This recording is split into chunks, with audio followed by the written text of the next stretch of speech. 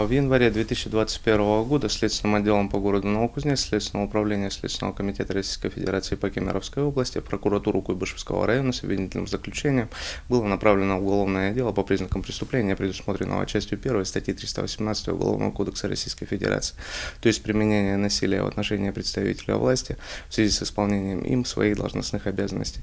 В настоящее время обвинительное заключение утверждено прокурором Куйбышевского района города Новокузнецка, и уголовное дело направлено на рассмотрение в Куйбышевский районный суд города Новокузнецка. В конце декабря 2020 года обвиняемый 1991 года рождения, будучи в состоянии алкогольного опьянения, находился в магазине «Мария Ра» в Куйбышевском районе города Новокузнецка. В это время у обвиняемого возник умысел на совершение мелкого хищения, именно водки из указанного магазина.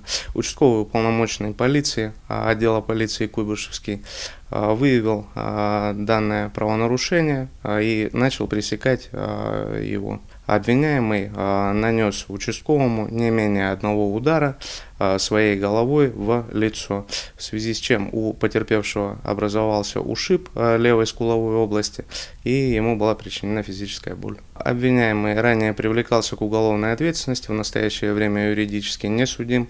В ходе следствия обвиняемый показания давать отказался, вину признал в полном объеме.